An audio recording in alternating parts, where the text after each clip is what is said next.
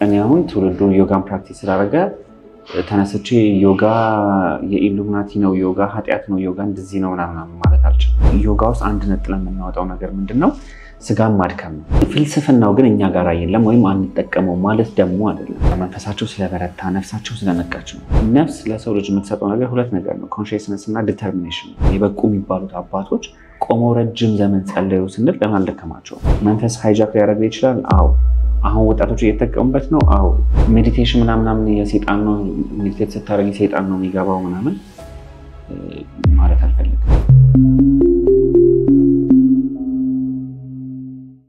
ምንድነው መሰረት? አሁን ትልቁ መሰረታዊ ችግር ሳንጠይቅ ቅድም ክሪቲካል ቲንኪንግ ያለው ነገር አለ አይደለ? ሳንጠይቅ ሳንመረምር ወይ እንዲሁ እናወግዛለን ወይ እንዲሁ እንቀበላለን። አሁን ላይ ወደድንም ጠላንም ዘመኑ የሉላዊነት ስለሆነ የግሎባላይዜሽን ጊዜ ስለሆነ እውቀቶች ይመጣሉ። እንዳይመጡ ማድረጋችን ትውልዱን ብሌም ማድረጋችን። እኔ አሁን ትውልዱ ዮጋን ፕራክቲስ ስላደረገ ተነስቼ ዮጋ የኢሉሚናቲ ነው ዮጋ ኃጢያት ነው ዮጋ እንደዚህ ነው ምናምን ማለት አልችልም። ጠቅሟቸው ፕራክቲስ የሚያደርጉት ሰዎች አሉ። ሜዲቴሽን ምናምን የሰይጣን ነው፣ ሜዲቴት ስታደርጊ ሰይጣን ነው የሚገባው ምናምን ማለት አልፈልግም። ማለት የለብኝም ግን ማለት አይደለም። ካለብኝ እንዴት እንደሚሆን በደንብ ብሬክዳውን አድርጌ አስተምሬ ነው። ስለዚህ በተለይ ከኢስት ከሚባለው የሚመጡት ነገሮች ዮጋ እንደ ዮጋ ሙሉን አክሰፕት አደርገዋለሁ ወይ ብትኝ አላደርገውም። ፍልስፍናው ከኛ የራቀ ከኢትዮጵያውያኖች ባህል፣ አስተምህሮት፣ እምነታችን አንፃር በጣም ሩቅ ነው። ቡዲዝም ከኛ በጣም ሩቅ ስለሆነ ትክክል።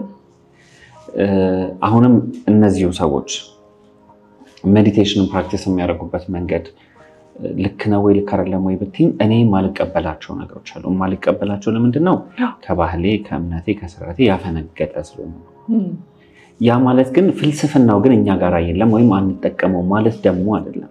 ስለዚህ መምህራኖች ተነስተን ዮጋን እንደዚህ ነው ስንል ስለተመስጦ ወጣቱ ትውልዱ ያለው መረዳት እንዳይዛባ ስለተመስጦ እኛ ያለንን እውቀት እያስተማሩ ነው ይሄንን ማውገዝ ያለባቸው። እሳቱ ይሄ ነው ውሃው ይሄ ነው ማለት ስለሚገባን ማለት ነው።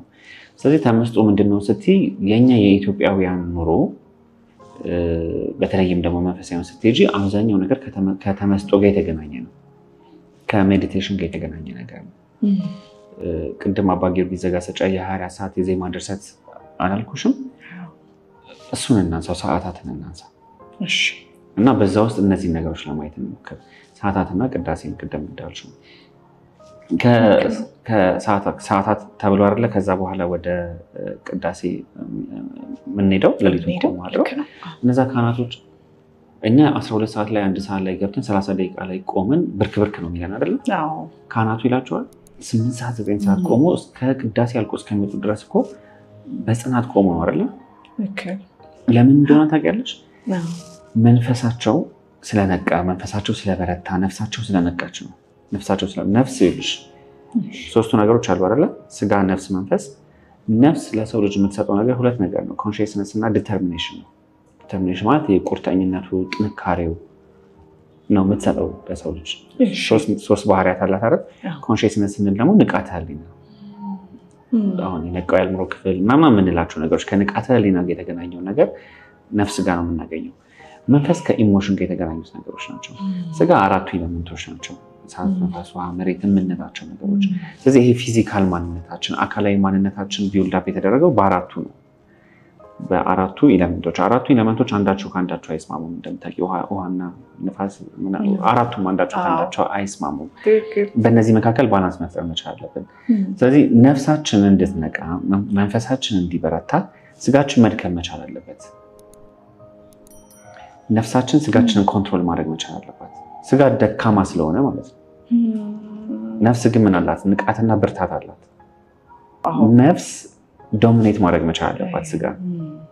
ይህን ያህል ዘመን ውሃ ውስጥ ጸልየውና አቡነ ገብረ መንፈስ ቅዱስ እና አቡነ አረጋዊን ማንሳት እንችላለን። የበቁ የሚባሉት አባቶች ቆመው ረጅም ዘመን ጸለዩ ስንል ለምን አልደከማቸውም? ነፍሳቸው ስጋቸውን ዶሚኔት ስላደረገች ነው። እዛ ለመድረስ ምን ያደርጋሉ? ዜማ አለ። አሁን ሳውንድ ቴራፒውን ልታመጪው ትችላለሽ። የሰዓታቱ ዜማ አለ። ከሱ ጋር አብሮ ዕጣኑ ይመጣል፣ ቃሉ ይመጣል። የሚነበበው ወንጌሉ፣ ቅዱሳት መጽሐፍቶች፣ የጸሎት መጽሐፍቶች እነዚህ ነገሮች ሁሉ የሚደረጉት ለምንድን ነው? ነፍሳችንን ለማንቃት መንፈሳችንን ለማበርታት ነው። ስለዚህ እነዚህ አባቶች ማይደክማቸው ነፍሳቸው ስለነቃች መንፈሳቸው ስለበረታ ነው። የቅዳሴ ዋና ክፍል ምንድን ነው? ስጋና ደሙ የክርስቶስን ስጋና ደም ለመቀበል ስጋችንን ዶሚኔት አድርጋ ነፍስና መንፈሳችን መንቃት መቻል አለበት። ምክንያቱም መለኮትን አይደለም የምንለብሰው፣ መለኮትን ለመልበስ ነፍሳችን መንቃት መቻል፣ ነፍሳችን ስትነቃ ስጋችን መድከም መቻል አለበት። ስጋችን እንዲደክም 3 ሰዓት ተኩል ሳትቀመጡ ሳትደገፉ እጅን እንደዚህ አመሳቅላችሁ ቁሙ፣ ሲሰገድ ስገዱ ማለት ለምንድን ነው? ስጋችን እንዲደክም መንፈሳችን እንድትነቃ በዜማ ከዚህ ጋር ሳውንድ ልናነሳ እንችላለን። እነዚህ ነገሮች ናቸው ወደ ተመስጦ የሚወስዱን። ስለዚህ ቅዳሴ ውስጥ ተመስጦ አለ። በአትኩሮት እኮ ተከታተሉ ይላል እኮ አይደለ? ቅዳሴው ራሱ ሲጀምር መመሰጥ መቻል አለብሽ። ምንድነው?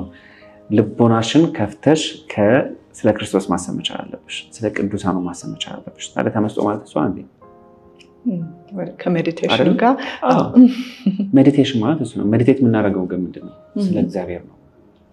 የምንመሰጠው እግዚአብሔር ላይ ነው። ነገር እግዚአብሔር ላይ ነው፣ ክርስቶስ ላይ ነው፣ ስጋና ደሙ ላይ ነው። ምክንያቱም ለዛ ለመብቃት መመሰጥ ስላለብን ማለት ነው። ስለዚህ ተመስጦ በኢትዮጵያ ቤተክርስቲያን ውስጥም በመንፈሳዊ ስርዓታችን ውስጥም አለ። ቅዳሴ አንዱ የተመስጦ ስርዓት ነው፣ የሜዲቴሽን ስርዓት ነው። ለምንድን ነው ገዳም የምንገባው? ለምሳሌ ለስትሬስ፣ ለዲፕሬሽን፣ አንዛይቲ ምናምን ለሚባሉ በሽታዎች ይሰጣል አይደለ? ሜዲቴሽን እንደ አንድ ሕክምና ፕራክቲስ እንዲያደርጉ ይመከራል። ሪዞርቶች ላይ ምናምን እንደዚህ አይነት ሕክምናዎች ይሰጣሉ፣ ሆሊስቲክ አፕሮች እየተባሉ።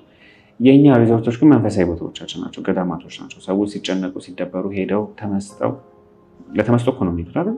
አዕዋፋትን ድምፅ እየሰማን ቤተክርስቲያን ውስጥ 3 ጎጆ ቤተክርስቲያን አለች አይደለ? ከላይ ቤተክርስቲያን ድምፅ አለ። እሱን እየሰማን እኮ እንመሰጣለን። ለመመሰጥ ለማጥናት እያለን ቤተክርስቲያን ግቢ ውስጥ ተቀምጠን አላጠናም አትኩሮት ለማድረግ። ስለዚህ የገዳም ስርዓቱ ገዳም ውስጥ ሄደን የምናሳልፋቸው ጊዜያቶች እኛም ገብተን አባቶችም እያንዳንዱ ነገር ከተመስጦ ጋር የተገናኘ ነገር ነው። እንትን የኢስቱ ላይ ስትሄጂ ዮጋና ሜዲቴሽን ላይ ስትሄጂ እንዳልኩሽ የራሱ የሆነ ከኛ አምልኮ ውጪ የሆነ ነገር አለው። ግን ፍልስፍናውን ካነሳሹ ምንድነው? ሰውነታቸውን ለማድከም ነው። ፊዚካል ኤክሰርሳይዝ አለው አይደለ? ትክክል በጣም። ስለዚህ የሚያደርጉት ነገር ምናምን የሚያወጧቸው ድምፆች ሰውየውን ወደ ተመስጦ ሲወሰድ ነፍሱ ስትነቃ ስጋውን ኮንትሮል ታደርግና ከዛ በኋላ ረጅም ጊዜ ቢቆም ምናምን ቢቀመጥ ስጋውን ኮንትሮል ማድረግ ይችላል ነው። ረጅም ሰዓት ነው የሚቀመጡት ወይም ሲቆሙም እንደዛ ነው። ሱትራዎቹ ፕራክቲስ የሚያደርጉት እሱን እዛ የሱትራ ትሬኒንጎች ላይ እሱን ነው የሚያደርጓቸው። ረጅም ሰዓት ለመቀመጥ ተመስጦ መመሰጥ አለባቸው። ሜዲቴሽን በጣም እንዲመሰጡ ድምፆችን ይጠቀማሉ፣ ክሪስታሎችን ይጠቀማሉ። የራሳቸው የሆነ ፕራክቲስ አላቸው። በተወሰነ መንገድ ሰዎችን ይረዳል። አዎ። መንፈስ ሃይጃክ ሊያደርግ ይችላል። አዎ። አሁን ወጣቶች እየተጠቀሙበት ነው። አዎ። ለምን? ስላረጋጋቸው። ይጎዳቸዋል። አዎ። እንዳይጎዳቸው ምን እናድርግ? እኛ የራሳችን የተመስጦ የሜዲቴሽን ስርዓት አለ። መንፈሳዊ ስርዓቶች አሉ፣ የጸሎት ስርዓቶች አሉ። ወደ ልቦናችን የሚመልሱን፣ ከጭንቀት የሚያወጡ፣ ካለመረጋጋት የሚያወጡ፣ ከፍርሃት የሚያወጡ። ምክንያቱም ትንሽ እየተጠቀሙበት ብዙ እየጠፉበት ነው። ስለዚህ ብዙ የሚጠቀሙበትን የኛ የሆነውን ነገር ለምን አናስተምርም? አንድ ላይ ይህንንም በዚህኛው ማጣፋት ልክ አይሆንም። ከዮጋ ጋር በተገናኘ እንዳልኩሽ የነሱ ፍልስፍና ከኛ ጋር ግንኙነት የለውም። ግን ዮጋ ውስጥ አንድ ነጥለን የምናወጣው ነገር ምንድነው? ስጋን ማድከም ነው። ስጋን ባደከምነው ቁጥር ነፍሳችን ትነቃለች ነው። ነፍሳችን ስትነቃ የሚገባው መንፈስ ምንድነው? ሌላ ታሪክ ነው። ተረዳሽኝ? እኛ በእኛ መንገድ ግን ስጋችንን እያደከመን መንፈሳችንን ስናነቃ መንፈስ ቅዱስ ነው፣ ክርስቶስ ከቅዱሳን ጋር ነው ስርዓቱ። ያኛውም ሃይማኖታዊ ነገር ስላለው መንፈሳዊ ነገር ስላለው፣ እኛም ሃይማኖታዊና መንፈሳዊ ነገር ስላለው አካሄዱ ግን